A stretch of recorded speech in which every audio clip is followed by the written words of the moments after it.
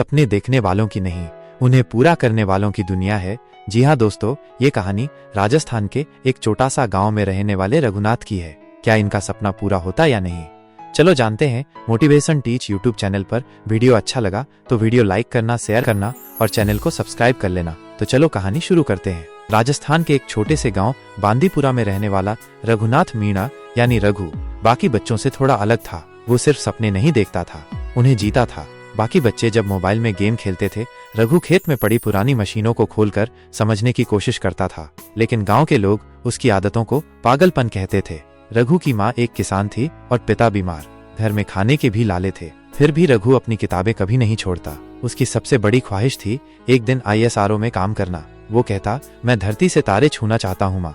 लेकिन इस सपने का मजाक उड़ाया जाता। गांव में कोई नहीं था जो स्कूल से आगे पढ़ा हो। हर कोई कहता, तेरे जैसे लोगों के बस की नहीं है ये बातें। एक दिन रघु को एक अखबार में खबर दिखी, ISRO यंग साइंटिस्ट प्रोग्राम 12वीं पास छात्रों के लिए एक सुनहरा अवसर। उसकी आंखों में चमक आ गई, लेकिन खुशी ज्यादा देर टिक नहीं पाई।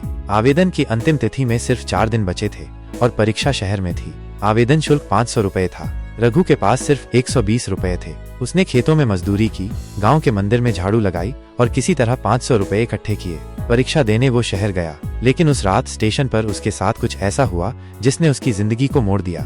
रात को प्लेटफॉर्म पर सोते वक्त उसका बैग चोरी हो गया, जिसमें उसका एडमिट कार्ड, ID और पैसे थे। रघु पूरी रात रोता रहा। सुबह वह बिना पैसे के परीक्षा केंद्र तक पहुंचा, लेकिन गार्ड ने उसे अंदर नहीं जाने दिया। उसने लाख मिन्नतें की, लेकिन कोई फर्क नहीं पड़ा।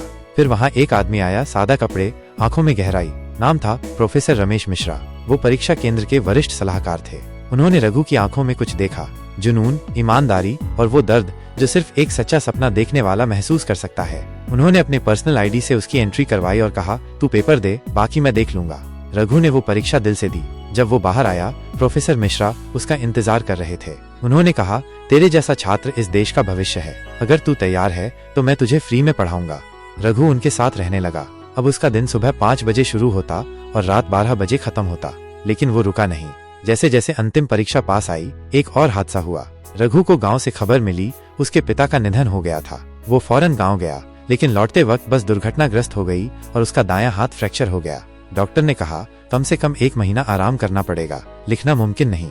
लेकिन रघु के पास समय नहीं था। वो बाएं हाथ से लिखने की प्रैक्टिस करने लगा। दर्द, तकलीफ, आंसू सब सहते हुए वो तैयारी करता रहा। परीक्षा का दिन आया।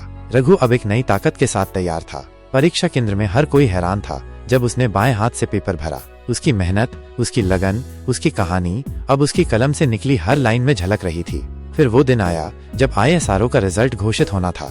रघु अपने गांव में था और प्रोफेसर मिश्रा शहर में। इंटरनेट की कनेक्टिविटी नहीं थी, लेकिन गांव वालों ने टीवी पर न्यूज देखी।